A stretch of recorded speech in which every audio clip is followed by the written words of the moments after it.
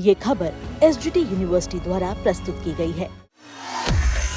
अखिलेश दीदी की मदद करने के लिए और वहां पर लाइन लगाकर बीजेपी में शामिल हो रहे, तो क्या मैं आयतल कुर्सी पर कर उन पर फूका था कि तुम जाओ बीजेपी में?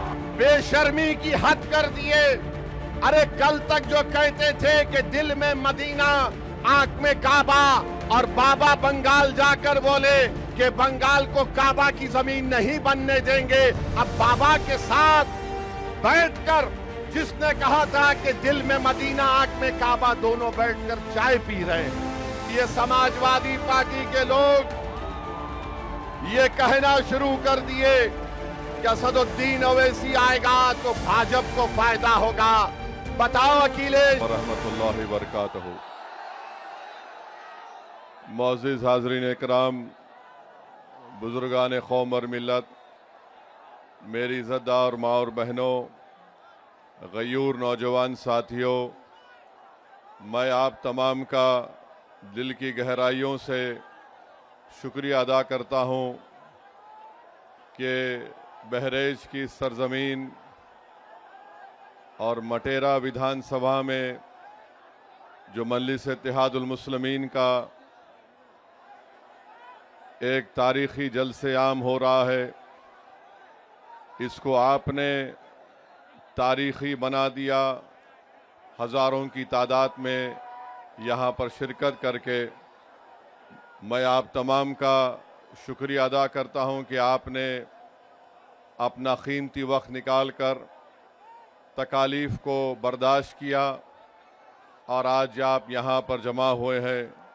आप तमाम का मैं अपनी जानिब से और मजलिस इत्तेहादुल मुस्लिमीन की जानिब से शुक्रिया अदा करता हूँ। मंच पर बैठे हुए उत्तर प्रदेश के मजलिस इत्तेहादुल मुस्लिमीन के सदर मोहतरम जनाब शौकत अली साहब और उत्तर प्रदेश के तमाम जोन के ज़िम्मेदार, यहाँ के विधानसभा के इंचार्ज और तमाम मजलिस के अराकीन, मेरे अजीज़ दोस्तों और बुज़ुर्गों, मैं आपके सामने ये अर्ज़ करने के लिए आया हूँ कि जैसा कि आप जानते हैं कि आइंदा साल उत्तर प्रदेश में विधानसभा के चुनाव होने जा रहे हैं और मजलिस इत्तेहादुल मुस्लिमीन हमेशा ये कोशिश करती आई है कि जहाँ पर कमज़ोरों की एक सियासी ताकत को मजबूत किया जाए। मेरी आपसे गुजारिश ये है कि आप जानते ये हैं कि अगर आप संविधान को पढ़ेंगे तो संविधान के दफ़ा 37 को अगर हम पढ़ेंगे और संविधान का जो पहला पन्ना है, पहला सफ़ा है, उसको अगर आप पढ़ेंगे तो उसमें लफ्ज़ इस्तेमाल हुआ इंसाफ का, जस्टिस का। अगर आप संविधान की दफ़ा 37 को पढ़ेंगे तो उसमें बात आई है सियासी इंसाफ की। इसी सियासी इंसाफ की लड़ाई असदुद्दीन ओवैसी और मजलिस इत्तेहादुल मुस्लिमीन लड़ रही है। अगर आप चाहते ये हैं कि ज़मीनी सतह से उत्तर प्रदेश में आपकी एक लीडरशिप बने, तो मेरी आप तमाम से गुजारिश है कि आने वाले विधानसभा में हम तमाम को मुत्तहिद होकर अपनी एक सियासी लीडरशिप को बनाना पड़ेगा। ये संविधान हमको इस बात की इजाज़त देता है, वो संविधान जिसको बाबा साहिब अम्बेडकर ने बनाया, और बाबा साहिब अम्बेडकर ने संविधान के पहले पन्ने पर इंसाफ को लिखा। बाबा साहिब ने संविधान की आर्टिकल 37 में उसका जिक्र किया। यही लड़ाई आज शौकत अली की क़ियादत में उत्तर प्रदेश में मजलिस इत्तेहादुल मुस्लिमीन बरसों से लड़ती आ रही है। मेरे अजीज़ दोस्तों और बुज़ुर्गों, मैं आपको ये बताना ज़रूरी समझता हूँ कि अगर हम समाजी और माशी इंसाफ को हासिल करना चाहते हैं तो पहले सियासी इंसाफ होना चाहिए। आज आप जानते हैं कि जब तक हम अपने नुमाइंदों को कामयाब नहीं करेंगे जो उत्तर प्रदेश की विधानसभा में जाकर आपकी बेबाक आवाज बने, आपके मसाइल की तर्जुमानी कर सके, आपके लिए हक की लड़ाई लड़ सके। याद रखिए, कोई उठकर ये कह सकता है कि ओवैसी क्या तुम नहीं देखते कि उत्तर प्रदेश के विधानसभा में बड़ी बड़ी पार्टियों के मुसलमान और दलित विधायक जीत कर जाती हैं। मेरे अजीज दोस्तों और बुजुर्गों, मुझे यहाँ पर मान्यवर कांशीराम याद आते हैं। जब कांशीराम साहब से भी ये सवाल किया गया था तो मान्यवर कांशीराम ने कहा था ये जीत के जरूर जाती हैं मगर ये चमचों का रोल अदा करते हैं। तो मैं आपसे अपील कर रहा हूं कि आप मुत्तहिदा तौर पर अपने वोट का सही इस्तेमाल अपनी एक सियासी लीडरशिप को मजबूत करने के लिए कीजिए। यकीनन इंशाअल्लाह ताला हमारी भी कोशिश होगी कि दोबारा यहां पर बीजेपी की सरकार उत्तर प्रदेश में ना बने, मगर याद रखिए, इस बात को याद रखिए कि ये जिम्मेदारी सिर्फ मुस्लिम अक़लियत के कंधों पर रखी नहीं जा सकती है।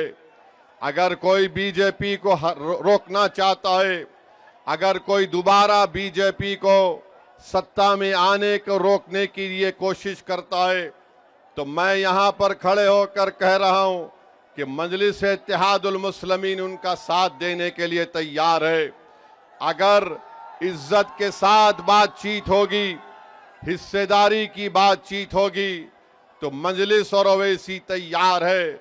मगर अगर तुम बीजेपी को रोकने के नाम पर मुझसे और मटेरा की जनता से कहोगे कि तुमको दरी बिछाना पड़ेगा, अब दरी नहीं बिछाई जाएगी, अब हिस्सेदारी और बराबरी की लड़ाई होगी इंशाअल्लाह ताला।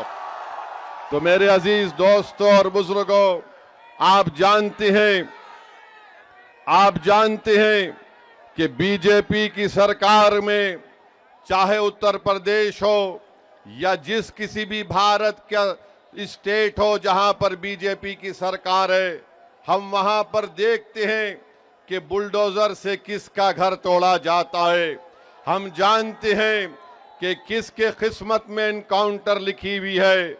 हम जानते हैं कि किस समुदाय के नौजवानों की जवानी को जेल में डालकर बर्बाद कर दिया जा रहा है। हम जानते हैं कि अगर कोई नौजवान बच्चे कश्ती पर रोजा खोलते हैं तो उनको 40 दिन जेल में गुजारना पड़ता है। मेरे अजीज दोस्तों और बुजुर्गों, यही नाइंसाफी के खिलाफ मजलिस और ओवैसी लड़ती है। इसीलिए आज हम पर इल्जाम लगा दिया जाता है। अरे इल्जाम लगाने वालों, तुम जितना इल्जाम लगा सकते लगा लो, मगर हम अपनी लड़ाई से पीछे हटने वाले नहीं हैं। जब तक भारत का संविधान जिसको बाबा साहिब अम्बेडकर ने लिखा, उस संविधान में जो बाबा साहिब अम्बेडकर ने जिन बातों का जिक्र किया कि पॉलिटिकल जस्टिस को हासिल करना है, इंशाअल्लाह ताला सदुद्दीन ओवैसी की जिंदगी जब तक अल्लाह मुझे जिंदा रखेगा, हम इस लड़ाई को जारी रखेंगे। और मैं आपको बताना चाह रहा हूं कि यहां पर उत्तर प्रदेश में आप देखते हैं कि एनकाउंटर के नाम पर कई मासूम लोगों को तकलीफ दी जाती है। मीडिया ने रिपोर्ट किया कि 17,000 एनकाउंटर हुए। बताइए, संविधान रूल ऑफ लॉ की बात करता है, संविधान रूल बाय गन की बात नहीं करता।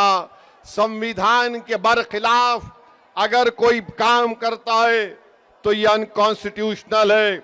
ये मैं नहीं बल्कि सुप्रीम कोर्ट के जज ने कहा कि उत्तर प्रदेश में समानता व्यवस्था है। इलाहाबाद हाई कोर्ट के जज जनाब विनोद साहब ने बात कही है।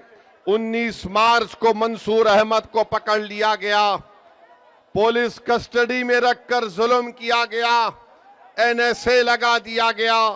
इलाहाबाद हाई कोर्ट ने फैसला दिया कि मंसूर अहमद को 2 लाख रुपए पुलिस के उस ओहदेदार को देना पड़ेगा।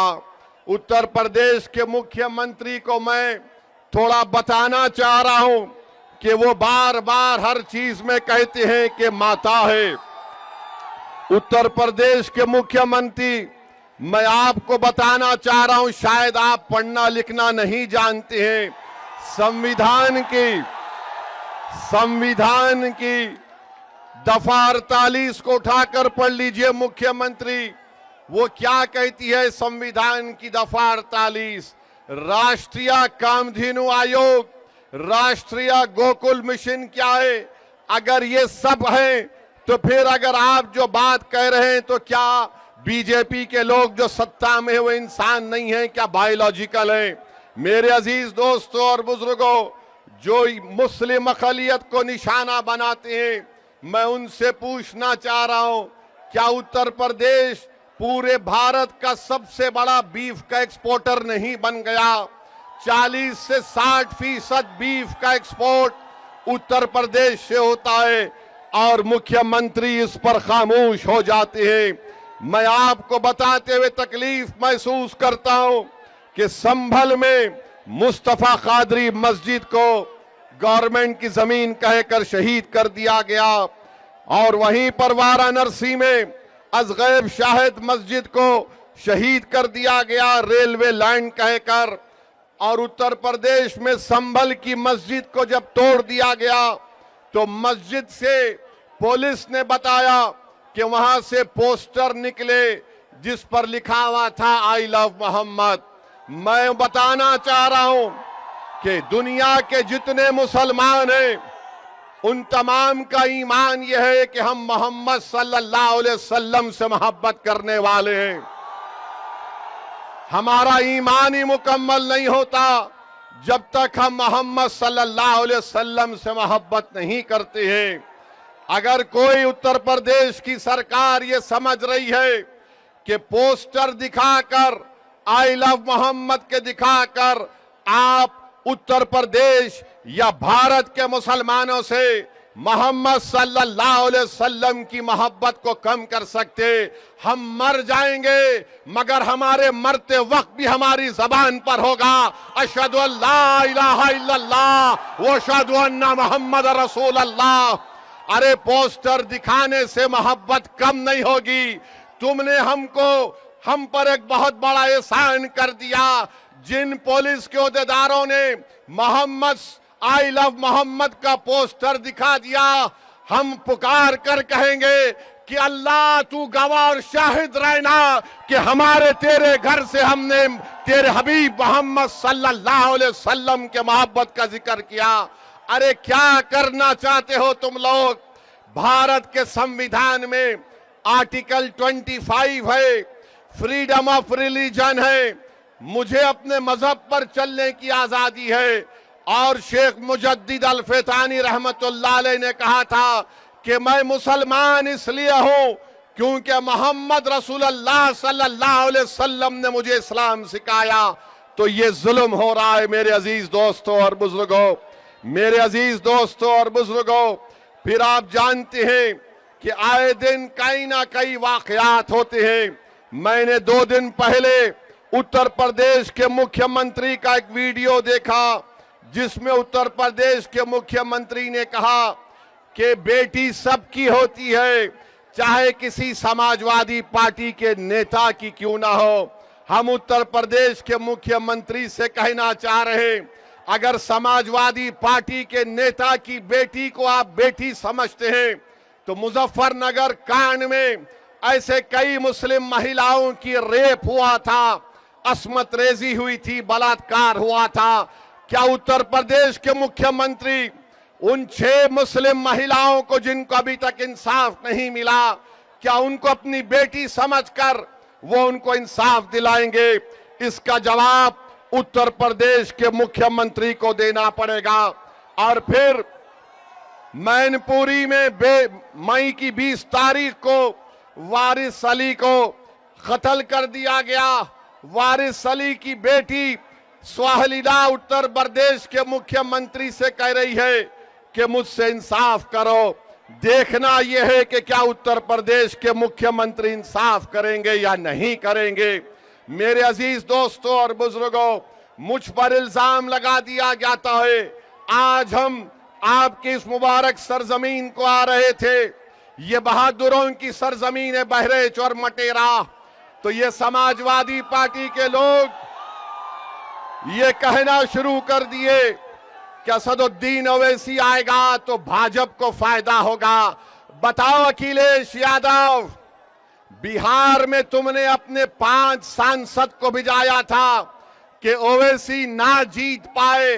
तुम्हारे 5 सांसद सीमांचल किशनगंज में आकर 15 दिन बैठ गए, रोज मीडिया से बात करते, रोज गांव-गांव जाकर जनता को बताते, मगर नतीजा क्या निकला?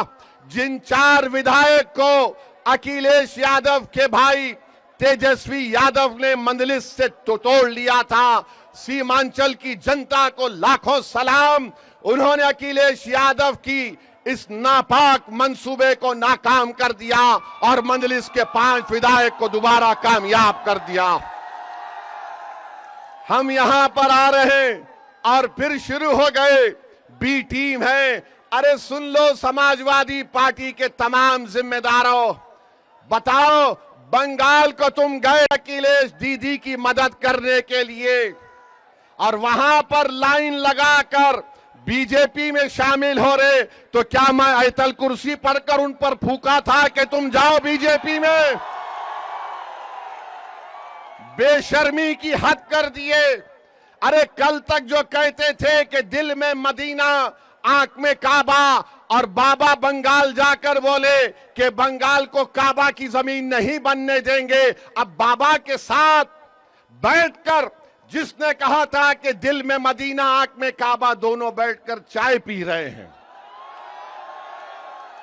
दोनों बैठकर चाय पी रहे हैं। और गाली किसको दे रहे ओवैसी को? अरे मैं जानता था ये तमाम के तमाम कठपुतलियां हैं बीजेपी आरएसएस के। एक हवा के झोंके में तमाम के तमाम ने सर झुका दिया और बीजेपी में चले गए। अरे तुमने हमारे विधायक को तोड़ा, बिहार में हम दोबारा जीत कर आए। मैं उत्तर प्रदेश की जनता से अपील कर रहा हूं, बहरेच और मटेरा की जनता से अपील कर रहा हूं, आप मजलिस का साथ दीजिए। हम मर जाना पसंद करेंगे मगर अपने ईमान को और आपकी मोहब्बत का सौदा नहीं करेंगे फिरका परस्त आरएसएस की ताकतों के सामने। इल्जाम हम पर लगाया जाता है मगर कारनामे कोई और करता है। बताओ अखिलेश यादव, जो ममता बनर्जी के 20 एमपी चले गए, क्यों गए वो? उनको कोई कुछ नहीं बोलता। और असदुद्दीन ओवैसी आपके हक के लिए, आपकी सियासी लीडरशिप के लिए आ रहा है, तो इन सबको डर लगता है। डरना पड़ेगा तुमको, आप डरना पड़ेगा, क्योंकि ये नौजवान अब जाग चुका है। इन नौजवानों ने ठान ली है कि इंशाअल्लाह ताला अब के बार उत्तर प्रदेश में इनके इत्तेहाद का एक इनकलाब बर्पा होगा। इनके इत्तेहाद से इनकी लीडरशिप पैदा होगी, इनकी मेहनत से इंशाअल्लाह ताला आपके नुमाइंदे उत्तर प्रदेश के विधानसभा में जाएंगे। और समाजवादी पार्टी के ये जो लोग हैं, पिछले 20-25 साल से यहां पर यासिर शाह और उनकी फैमिली को आपने बड़ी वफादारी के साथ वोट दिया है।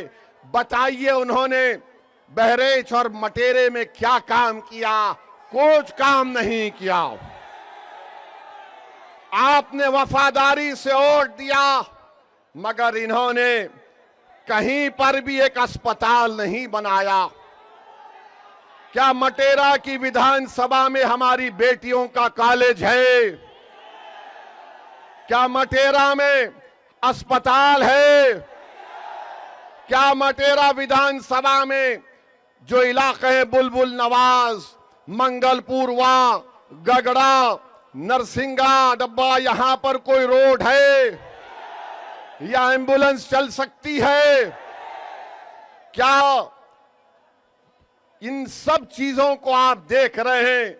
और जब से शौकत अली मटेरा के रोड पर चलना शुरू किया, गरीब के गम को अपना गम समझा, उन झोपड़ियों में जाकर आपकी तकालीफ को देखकर आपको हिम्मत और दिलासा दिलाना शुरू किया, तो यासिर शाह के खानदान को लगा कि अब हमारा दी एंड होने वाला है, इसीलिए रोड पर निकल कर आ गए। 4 साल कहीं नहीं दिखे, मगर जब ओवैसी की पार्टी का एक सिपाही आपके इत्तेहाद और आपके ताकत को दिखाने के लिए परचम लेकर आता है, तो लखनऊ से अखिलेश कहता है अगर यहां से शौकत निकल जाएगा तो फिर हमारा तमाम किला मिस्मार हो जाएगा। तो मैं आपसे अपील कर रहा हूं कि 4 साल में यासिर शाह का परिवार नहीं दिखा मटेरे में, आज मंजलिस आई तो गांव गांव जा रही हमारी बहन, गांव गांव को जा रही है। अरे अखिलेश यादव सुन लो, इंशाअल्लाह ताला सिर्फ मटेरा विधानसभा नहीं, उत्तर प्रदेश के बहुत सारी विधानसभा पर यही माहौल बनेगा जो आज हम यहां पर देख रहे हैं।